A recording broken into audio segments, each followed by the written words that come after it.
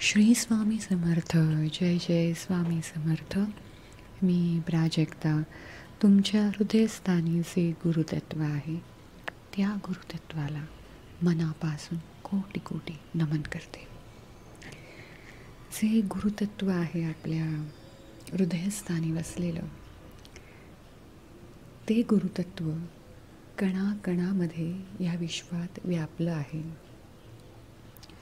गुरु हा अज्ञानरूपी जे काळोखी विश्व आपल्या आत दडलेलं आहे, त्या काळोखाचा नाश करू इच्छितो. गुरु आपल्याला ज्ञानप्रकाश देत असतात आणि हा अमृतस्पर्श आपण इथे साधनेमध्ये अनुभवत आहोत. इथे जरी कणाकणामध्ये भगवंत आहे, तरीही या अशा उघड्या डोळ्यांनी, नेकेड आईजनी आपण भगवंत पाहू शकत नाही.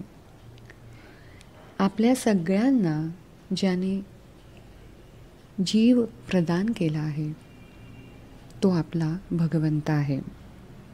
अशा परमात्म्याला आपण मनापासून धन्यवाद मानूया.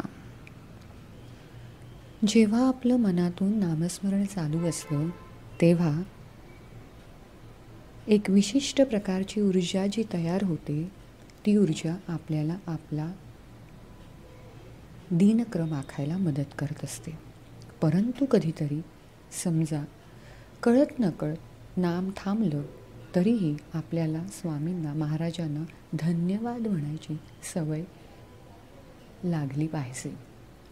लहान मुलांना सुद्धा आपण ही सवय लावायला पाहिजे. मनामधून वारंवार स्वामी आपले धन्यवाद आहेत, धन्यवाद आहेत, धन्यवाद आहेत, हे जेव्हा तुम्ही बोलत राहाल ना, तेव्हा परिस्थिती कितीही बिकट समोर असेल तरीही ती बदलते. कारण जेव्हा जेव्हा बिकट परिस्थितीमध्ये सुद्धा साधक महाराजांचे धन्यवाद मानत असतो, तेव्हा तिथे विशेष तत्वाने लक्ष जातं आणि तुमची परिस्थिती जी आता त्रासाची आहे ती बदली व्हायला मदत होते. म्हणून नाम ऊर्जा ही सातत्याने आपल्याकडून तयार होत राहिली पाहिजे. नाम तुम्ही कसंही घ्या, नामामध्ये शक्ती आहे. ती तुम्ही झोपताना, उठताना, बसताना, खाताना, कुठेही तुम्ही नाम घेतलं तरी ती शक्ती तुम्हाला ऊर्जा प्रदान करणारच आहे. म्हणूनच कदाचित आपले जे आधीच्या पिढीमध्ये जास्तीची जी लोकं होती ती मुलांची स्वतःच्या नावंसुद्धा देवांचीच नावं ठेवायचे. कारण कळत नकळत जेव्हा मुलांना हाक मारायचे तेव्हा सातत्याने तुम्ही त्या नावाचा जे रिपिटेशन करता, त्यामुळे ती ऊर्जा त्या मुलाला आणि नाव घेणाऱ्याला पर्यायी प्राप्त व्हायची. म्हणजे जसं एखाद्याचं नाव विष्णू आहे तर विष्णू विष्णू हे जेव्हा कॉलिंग केलं जातं तेव्हा मिळणारी ती ऊर्जा ही फार दैवी तत्व घेऊन दोघांनाही पूरक ठरत असते. असं हे चैतन्य स्वरूप आपणास नामामधून शक्ती देत राहतं. म्हणून सदैव नाम घेणं महत्त्वाचं आहे. हे मी वारंवार प्रत्येक वेळेला तुम्हाला सांगते, कारण ह्या गोष्टी आपल्या आत रक्तामध्ये भिनल्या गेल्या पाहिजेत आता. कारण हीच काळाची गरज आहे. स्वार्थापोटी का होईना, गरजेपोटी का होईना, पण नाम घेत राहा. कारण ज्याला वारंवार साधना करता येणार नाही आहे, बसता येणार नाही आहे, त्यांनी नाम घेण्यासारखी सोपी गोष्ट इथे कोणतीच नाही आहे. ते तर तुम्ही सहज करू शकता. ह्यामधून काय होतं तर महाराजांच्या वरदहस्ताचा आशीर्वाद आपल्याला प्राप्त होतो. ज्याला महाराजांचा वरदहस्त लाभतो त्याच्या जीवनाचं सार्थकच झालेलं आहे. ती माय माऊली आहे ना, आणि ते प्रेम आहे. स्वामी हे प्रेमाशी एकरूप आहेत. त्यांना काय द्यायचं आहे तर त्यांना प्रेम द्यायचं आहे. मग ते जर का प्रेम देत आहेत तर आपण सुद्धा ते घ्यायला नामामधून तयार राहिलंच पाहिजे. या सगळ्यामध्ये जेव्हा तुम्ही नामाची शक्ती अनुभवत असतात तेव्हा या नाम ऊर्जेला तुमच्या साधनेची जेव्हा जोड लागते ना, तेव्हा एक विशिष्ट प्रकारचा ऑरा तुमचा तयार व्हायला मदत होते. कारण वारंवार तुम्ही प्रार्थना नक्कीच करत असाल, परंतु प्रार्थना ही आपण देवाला करत असतो, कारण आपल्याला आपल्या मनातलं काहीतरी देवाच्या समोर मांडायचं असतं. पण जेव्हा तुम्ही ध्यानधारणेला बसता, साधनेला बसता, रेकीला बसता, तेव्हा प्रभूंना आपल्याशी काहीतरी संवाद साधायचे असतात आणि म्हणून तेव्हा तुम्ही शांत असतात आणि भगवंत काहीतरी आपल्याकडे जे देत आहे, जे डिलिव्हर्ड करत आहे, ते आपण डाउनलोड करत असतो. त्यामुळे ह्या सगळ्या गोष्टी आपल्या दैनंदिन जीवनाचा एक भाग असला पाहिजे. ह्यात सातत्य असणं गरजेचं आहे. खूपदा बघण्यात आलं आहे, काही जण रेकी करतात, नंतर खूप काळ ते करतच नाहीत. पुन्हा कधीतरी त्यांना प्रचंड प्रॉब्लेम्स येतात, ते मला कॉल करतात तेव्हा. आणि अशा वेळेला ते प्रॉब्लेम डिस्कस करण्यापेक्षा आता मी सगळ्यात महत्त्वाचा प्रश्न हाच विचारते की रेकी करत आहात का?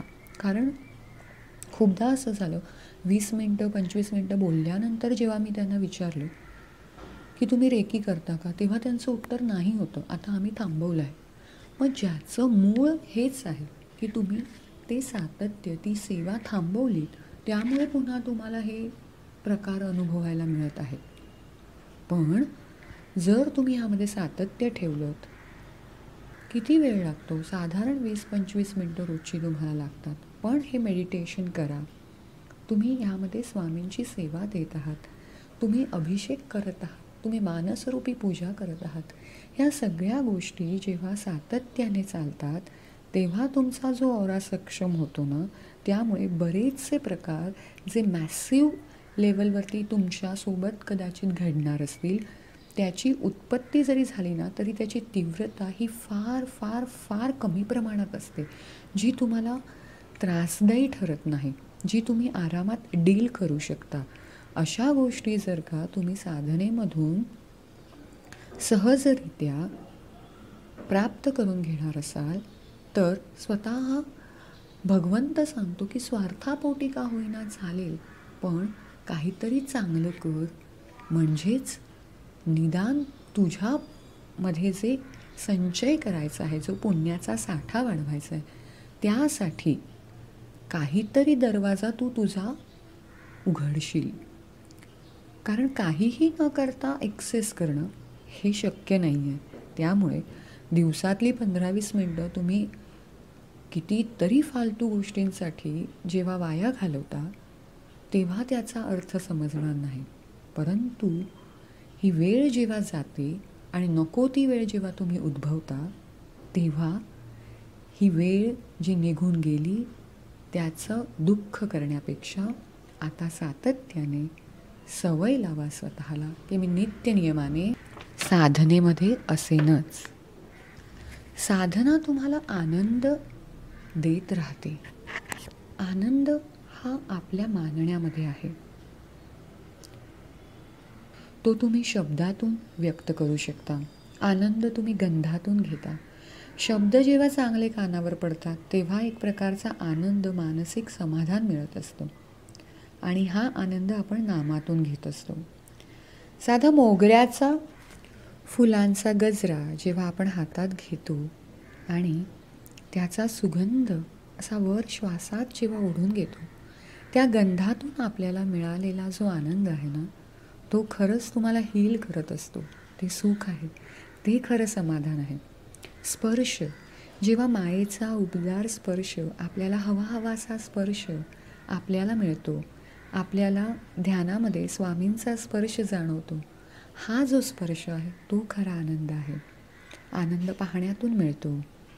तुम्ही काय पाहता हे सर्वस्वी तुम्हाला आनंदाचं कारक ठरतं. म्हणून नेहमी स्वामींची तसबीर किंवा इतर जे आराध्य आहे तुमचं, त्यांची तसबीर नक्कीच समोर असावी आपल्या. ती दिवसभरामध्ये तुम्हाला ऊर्जा देत राहते. आनंद तुम्ही खाण्यापिण्यातून घेता.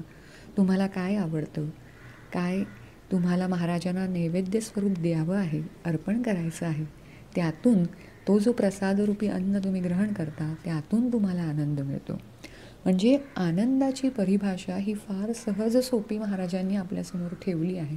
परंतु आज लोकांना आनंद मिळवता येत नाही, कारण ते साधनेपासून दूर आहेत. ते नामापासून विरक्त आहेत. त्यांना इतर गोष्टींमध्ये भरपूर स्वारस्य आहे, पण मेडिटेशन म्हणा, रेकी म्हणा, ह्या गोष्टींमध्ये त्यांना वेळ फुकट जातो की काय असं खूपदा वाटतं. पण ह्यामध्ये त्यांच्यासारखे करंटे तेच असतील. आता ज्याला आनंद घेता येत नाही, तो अर्थात काय घेणार? तो फक्त क्रोध घेऊ शकतो, तो राग घेऊ शकतो.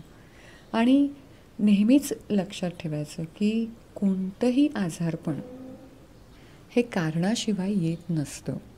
त्यामुळे जर एखादं आजारपण लागलं आहे तर मनामध्ये कुठेतरी नक्कीच क्रोध, राग या भावना आहेत. तुम्हाला कोणीतरी फसवलं आहे ह्या भावना आहेत. ह्या संकल्पना ज्या आत रुजू होतात, ज्या नको आहेत शरीराला, त्या काढून टाकण्याचे काम ही आपली साधना करत असते. आणि म्हणूनच आपल्याला इथे नेहमी आनंद शोधायचा आहे. आणि साधनेत असाल तर शोधण्याची गरजच नाही, तुम्ही आनंदाने परिपूर्ण होता. साधारण तुम्ही जेव्हा साधनेतून उठता त्याच्यानंतर तुम्ही जरी आरशात पाहिलंत ना, तुमच्या चेहऱ्यावरती एक विलक्षण तेज असतं, कारण महाराजांनी तुम्हाला ते आशीर्वाद दिलेले असतात. असा व्यक्ती नेहमी तुम्हाला तेजस्वीच सापडेल, कारण तो सहसा देण्याचा कल ठेवतो. ज्याचं मन सारखं चिंता करून अस्वस्थ राहतं, अशा चिंताकरी मनाचा परिणाम फक्त ती व्यक्ती रोगांना बळी जाते. काही जण बघा जळकट वृत्तीचे असतात, परिवारामध्येच तुम्हाला ते सापडतील, कुठे बाहेर शोधायची गरज नाही. अशा जळकट वृत्तीच्या लोकांना नेहमी काही ना काहीतरी व्याधी ग्रासलेल्या राहतातच, कारण त्यांचं मनस्वास्थ्य हे योग्य नसतं, ते निरोगी नसतं. पण जो माणूस साधनेमध्ये तल्लीन होतो ना, त्याला येऊन 2 शिव्या जरी घालून कोणी गेलं तरी त्याला काही फरक पडत नाही, कारण त्याचं वाक्य स्थित असतं की महाराज काय ते बघून घेतील, मी माझं चांगलं ते दिलं ना, बास झालं. तर या उलट काही लोक अशी असतात की ते फक्त निमित्त शोधत असतात. त्यांना कोणतंही एक छोटंसं निमित्त तुमच्याशी भांडण करण्यासाठी अगदी हमखास उपयोगी पडतं. अशा व्यक्तींना 4 हात लांब ठेवलेलंच बरं.